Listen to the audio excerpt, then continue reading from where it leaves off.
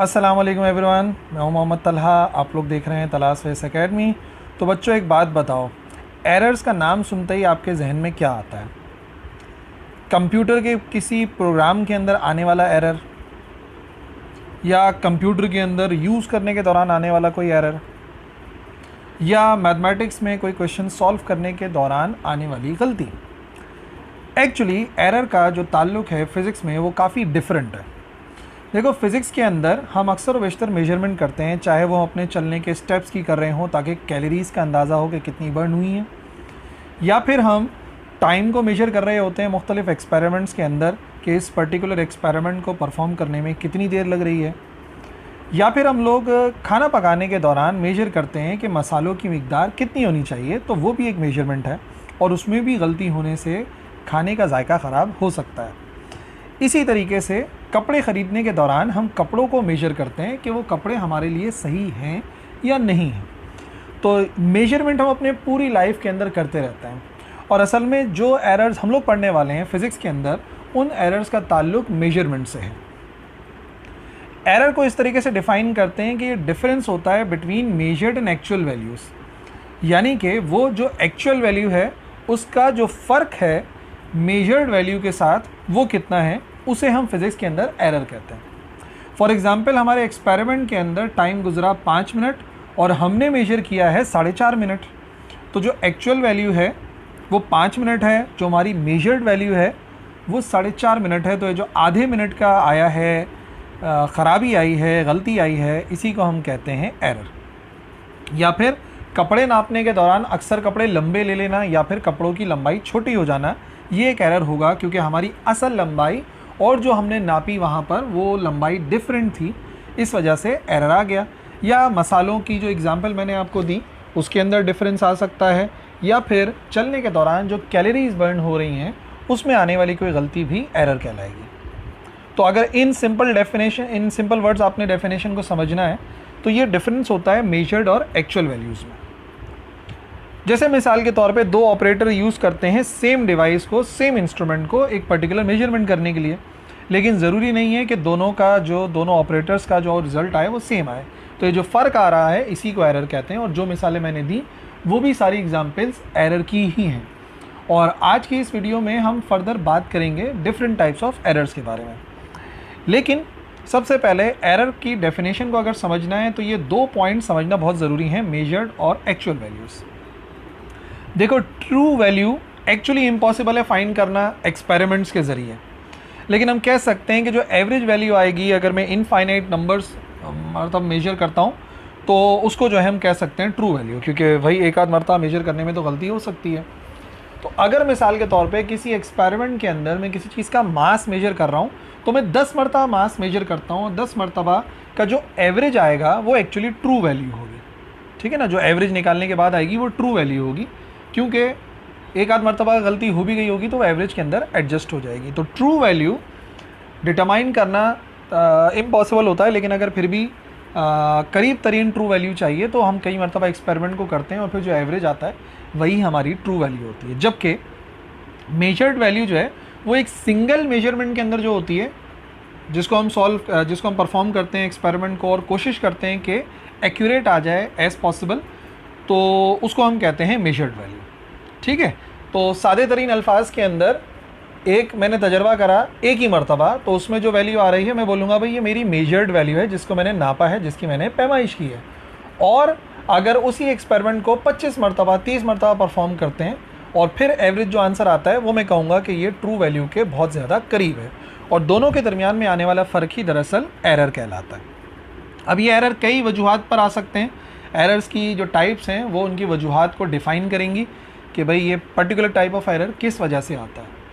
जैसे एरर पहले टाइप का होता है सिस्टमैटिक एरर, और दूसरे टाइप का जो एरर है वो कहलाता है रैंडम एरर। और हर एक सिस्टमैटिक एरर, रैंडम एरर, इनकी भी फर्दर टाइप्स होंगी और वो इन एरर्स के आने की वजूहात बताएंगी, जो कि बेसिकली हम लोग पढ़ने वाले हैं। पहले अगर सिस्टमैटिक एरर की बात करें तो सिस्टमैटिक का मतलब पता क्या होता है? तरतीबवार। ठीक है ना, इसे उर्दू में कहते हैं सिलसिलेवार, तरतीबवार। तो सिस्टमैटिक एरर जो है वो तरतीब से आता रहता है, लगातार आता रहता है। इसकी डेफिनेशन भी ऐसे ही है। Systematic errors are errors which have a clear cause. पहली बात ये है कि इनका एक क्लियर कॉज होता है and can be eliminated for the future experiments. और जब हमें पता लग जाता है कि इस पर्टिकुलर एरर की वजह क्या है तो उसको हम एलिमिनेट कर सकते हैं, उसको हम ख़त्म कर सकते हैं फ्यूचर एक्सपेरिमेंट्स में। तो सिस्टमैटिक एरर बार बार आता रहता है, उसकी एक वजह होती है, जिस वजह को अगर मैं सही कर दूं या उसको ख़त्म कर दूं तो नतीजे में ये एरर जो है वो नहीं आता। सिस्टमैटिक को आप ऐसे याद रखिए। 4 टाइप्स का होता है सिस्टमैटिक एरर, या हम कह सकते हैं 4 वजूहात की बेसिस के ऊपर आता है। इन्वायरमेंटल सिस्टमैटिक एरर हो सकता है, इंस्ट्रूमेंटल सिस्टमैटिक एरर हो सकता है, ऑब्जर्वेशनल सिस्टमैटिक एरर हो सकता है, या थ्योरेटिकल सिस्टमैटिक एरर हो सकता है। हर एक को पढ़ते हैं। सबसे पहले देखते हैं इंस्ट्रूमेंटल सिस्टमैटिक एरर क्यों आता है। देखो अब नाम से ही जाहिर है, इंस्ट्रूमेंटल बात हो रही है, यानी कि इसका ताल्लुक इंस्ट्रूमेंट से है जिससे मेजरमेंट ली जा रही होती है, तो याद रखना आसान सी बात है। When the instrument being used does not function properly, causing error in the experiment. Instrumental systematic error वो एरर है जो कि उस इंस्ट्रूमेंट की वजह से आता है, यानी कि इंस्ट्रूमेंट सही तरीके से फंक्शन नहीं कर रहा, तो नतीजे में हमारे एक्सपेरिमेंट के अंदर एरर आएगा ही आएगा। तो इंस्ट्रूमेंटल से आप याद रखिए बात कि इंस्ट्रूमेंटल का ताल्लुक इंस्ट्रूमेंट में होने वाली किसी ख़राबी से है। मिसाल के तौर पे एक स्केल है जो कि हमेशा 2 ग्राम ज़्यादा बताता है, सही ना, एक स्केल है वो 2 ग्राम ज़्यादा बताता है बार बार, तो हमारी मेजर्ड वैल्यू हमेशा हाई आएगी। और ये बात याद रखो, हमेशा हाई आएगी, ठीक है ना, क्योंकि वो 2 ग्राम हमेशा ज़्यादा बता रहा है। तो अगर मैं मिसाल के तौर पे 200 ग्राम की चीज़ को मेजर करूँगा तो वो 202 ग्राम बताएगा, ठीक है ना। तो ये जो एरर है ये लगातार आएगा, सिलसिलेवार आता रहेगा, और इंस्ट्रूमेंट की वजह से आ रहा है, तो इसको हम कहेंगे इंस्ट्रूमेंटल सिस्टमैटिक एरर। जैसे मिसाल के तौर पे हम लोग अपने घर की घड़ियों को 5 मिनट आगे करके रखते हैं। आमतौर पे घरों के अंदर मैंने देखा है कि भाई थोड़ा जल्दी निकल जाए ऑफिस के लिए, स्कूल के लिए, कॉलेज के लिए, तो वो घड़ियों को आगे करके रखते हैं 5 मिनट। लेकिन आप नोट कीजिए कि हर मर्तबा जब भी कोई टाइम देखेगा तो हर मर्तबा जो टाइम है वो 5 मिनट ज़्यादा आएगा एक्चुअल टाइम से, ट्रू वैल्यू से। जो मेजर्ड वैल्यू है हमेशा 5 मिनट ज़्यादा आएगी, जो कि जाहिर करता है कि इंस्ट्रूमेंट की गलती, ख़राबी की वजह से हो रहा है।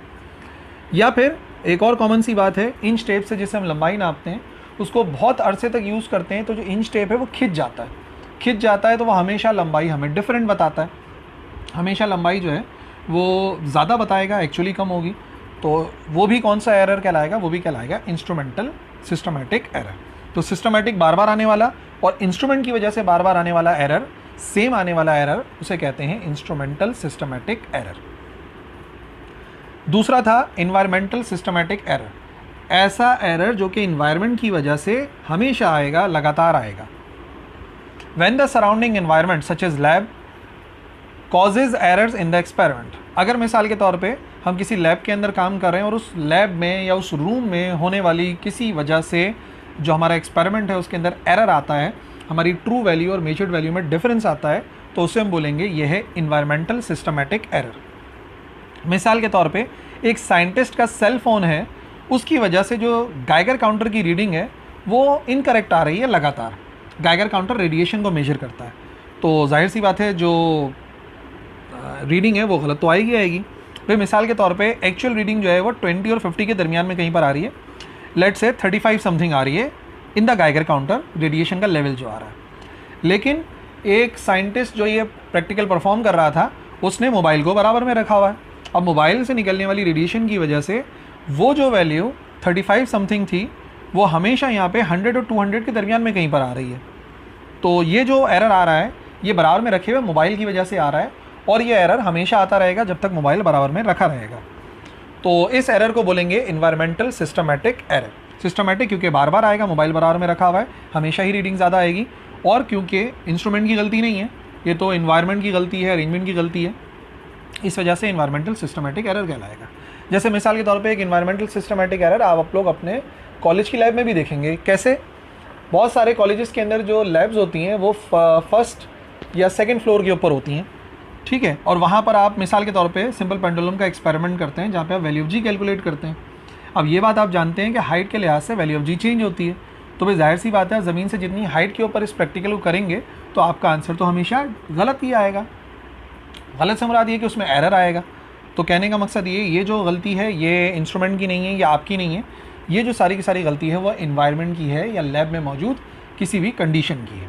लाइट का कम होना, हवा का ज़्यादा होना, ये भी वजूहत हो सकती हैं इन्वायरमेंटल सिस्टमेटिक एरर की। तीसरा था ऑब्जर्वेशनल सिस्टमेटिक एरर। नाम से ही जाहिर है, ऑब्जर्वेशन की वजह से लगातार आने वाली गलती को कहते हैं observational systematic error. When the scientist inaccurately reads a measurement wrong, बार बार गलत ही पढ़ रहा है, उसको ऑब्जर्वेशन के अंदर गलती हो रही है बार बार, तो जाहिर सी बात है ट्रू वैल्यू में और मेजर्ड वैल्यू में डिफरेंस आएगा और वो ऑब्जर्वेशनल सिस्टमेटिक एरर कहलाएगा। मिसाल के तौर पे बिल्कुल सीधे खड़े ना होकर अगर आप वॉल्यूम मेजर करते हैं लिक्विड का किसी फ्लास्क के अंदर, तो जाहिर सी बात है वॉल्यूम हमेशा गलत ही आएगा। मिसाल के तौर पे हमें चाहिए कि जब भी हम किसी ट्यूब के अंदर, ब्यूरेट के अंदर वाटर लेवल को मेजर कर रहे हैं तो हमें उसके लेवल में आना चाहिए। ये बिल्कुल लेवल में आके, वाटर के लेवल में आके मेजर करेंगे तो आ रहा है 19.70। लेकिन हर मरतबा अगर स्टूडेंट या साइंटिस्ट जो है वो थोड़ा सा ऊपर से रीडिंग को लेता है तो वो मेजर करेगा 19.62, जो कि एक्चुअल रीडिंग से कुछ कम आ रहा है। और अगर कोई नीचे से एंगल से देखेगा तो उसे जो है वो ज़्यादा वॉल्यूम नज़र आएगा। तो अब ये गलती ना इन्वायरमेंट की है, ना ये गलती उस इंस्ट्रूमेंट की है, ये जो ख़राबी है ये ऑब्जर्वेशन करने वाले की वजह से कि वो ऑब्जर्वेशन गलत तरीके से कर रहा है, तो नतीजे में एक एरर आ रहा है और वो ऑब्जर्वेशनल सिस्टमेटिक एरर कहलाएगा। और ये एरर घड़ी तक के अंदर होता है। आप घड़ी को बिल्कुल सामने से देखेंगे तो आपको टाइम सही नज़र आएगा, ठीक है। लेकिन अगर आप उस घड़ी को लेफ़्ट और राइट से देखेंगे, सुई वाली घड़ी की बात कर रहा हूँ, निडल वाली एनालॉग क्लॉक की, तो आप देखेंगे जो निडल है वो डिफरेंट जगह पे नज़र आएगी, सुई अलग जगह पे नज़र आएगी, जो कि ऑब्जर्वेशनल सिस्टमेटिक एरर है। उसके अंदर कोई घड़ी की गलती नहीं है, उसके अंदर ऑब्जर्व करने वाले की गलती है कि उसने ऑब्जर्वेशन गलत की है, ठीक है। तो अगर ऑब्जर्वेशन में होने वाली किसी गलती की वजह से एरर आता है, डिफरेंस आता है between measured value and actual value, तो उसे कहते हैं ऑब्जर्वेशनल सिस्टमेटिक एरर। और चौथी और आखिरी टाइप है सिस्टमेटिक एरर की, थ्योरेटिकल एरर। थ्योरी में ही कोई ख़राबी है, जो नज़रिया आप इस्तेमाल कर रहे हैं उसी के अंदर कोई मिस्टेक है, तो वो थ्योरेटिकल सिस्टमेटिक एरर है। When the model system being used causes the results to be inaccurate, जो हम सिस्टम इस्तेमाल कर रहे हैं, जो मॉडल ऑफ सिस्टम हम इस्तेमाल कर रहे हैं वही गलत है, वही इनएक्यूरेट है, तो आंसर तो गलत आएगा ही आएगा। कोई ऐसा कॉन्सेप्ट लेके आप प्रैक्टिकल कर रहे हैं, जैसे मिसाल तौर में आपको कह रहा था कि नहीं हाइट का वैल्यू जी पे कोई असर नहीं होता, हम प्रैक्टिकल किए चले जा रहे हैं, तो जाहिर सी बात है एरर आएगा ही आएगा, ठीक है ना। अक्सर बच्चे क्या करते हैं कि जब वो लेंथ ऑफ पेंडुलम को कम कर रहे होते हैं तो वो ज़मीन से उठती चली जाती है पेंडुलम, जितना ज़मीन से ऊपर हो जाएगा, और आप बोलो नहीं इसका तो कोई फ़र्क नहीं पड़ता, तो जाहिर सी बात है ये एक थ्योरेटिकल मिस्टेक है जिसकी वजह से एरर आएगा। या मिसाल के तौर पे आप ये कहते हैं कि भाई ह्यूमिडिटी का एक एक्सपेरिमेंट के रिजल्ट के ऊपर कोई इफेक्ट नहीं पड़ता। आप बोले हवा में नमी की वजह से कोई फ़र्क नहीं पड़ रहा है एक्सपेरिमेंट पे, लेकिन फ़र्क तो पड़ेगा। मिसाल के तौर पे एक एक्सपेरिमेंट के अंदर हम पसीने की मिकदार को मेजर कर रहे हैं कि कितना पसीना जो है वो निकल रहा है किसी शख्स की बॉडी से, या एवोपरेशन को आप स्टडी कर रहे हैं, तो आपको पता है कि जब ह्यूमिडिटी कम होती है, यानी कि हवा में नमी, यानी कि वाटर मॉलिक्यूल्स कम होते हैं, तो हमें पसीना, आप यहाँ पे देखो पसीना कम आ रहा है, ठीक है, और एवोपरेशन जल्दी हो जाती है। क्यों? क्योंकि जाहिर सी बात है यहाँ पे बहुत जगह है पानी के जाने के लिए, पसीना जल्दी खुश्क हो जाता है। लेकिन अगर हाई ड्यू पॉइंट होता है, यानी कि हवा में नमी ज़्यादा होती है, ह्यूमिडिटी ज़्यादा होती है, तो हमें बहुत ज़्यादा पसीना आता रहता है। उसकी वजह यह है कि जो पसीना है वो खुश्क नहीं होता, एवोपरेट नहीं होता। क्यों नहीं होता एवोपरेट? क्योंकि जगह ही नहीं होती हवा में जाने के लिए। तो आप देखेंगे कराची का स्पेशली जो मौसम है वो ह्यूमिड रहता है, उसमें हवा में नमी ज़्यादा रहती है, इस वजह से हमें पसीना ज़्यादा आता है और गर्मी भी ज़्यादा फील होती है। वजह यही है कि हवा में ऑलरेडी नमी इतनी होती है तो हमारा पसीना खुश्क होता नहीं है, जो कि एक्चुअली बहुत ही डिस्कम्फर्ट फील कराता है कि हमें पसीना बहुत ज़्यादा आता है। तो अगर मैं मान लूँ कि नहीं कोई फ़र्क नहीं होता है एवोपरेशन पे ह्यूमिडिटी का, तो ये तो मेरा कॉन्सेप्ट ही गलत है, तो आंसर तो गलत आएगा ही आएगा, ठीक है जी। तो एरर की पहली टाइप पूरी हो गई, सिस्टमेटिक एरर। दूसरी जो टाइप है वो है रैंडम एरर। नाम से ही जाहिर है, रैंडम यानी कि बेतरतीब। रैंडम एरर अकर रैंडमली, ये बड़े बेतरतीब तरीके से होते हैं। सिस्टमेटिक एरर सिस्टमेटिक वे में हो रहे थे, लगातार हो रहे थे, तरतीब से हो रहे थे, लेकिन रैंडम एरर जो है वो रैंडमली होते हैं, बेतरतीब होते हैं। And sometimes have no source और कॉज, कभी कभार इनका कोई सोर्स भी नहीं होता, कोई कॉज भी नहीं होता, बस ये हो रहे होते हैं बार बार। तो इनको एलिमिनेट करना बड़ा डिफ़िकल्ट काम है, इनको हम एलिमिनेट नहीं कर सकते, बल्कि बहुत सारी रीडिंग लेके इनको मिनिमाइज़ कर सकते हैं, लेकिन इनको एलिमिनेट करना पॉसिबल नहीं है, क्योंकि रैंडम एरर रैंडमली अकर होते हैं। और ये दो टाइप के होते हैं, एक एनवायरनमेंट की वजह से, एक ऑब्जर्वेशनल वजह से। क्या मतलब, अब आप ये बात याद रखिएगा, इन्वायरमेंटल सिस्टमेटिक एरर भी होता है और इन्वायरमेंटल रैंडम एरर भी होता है।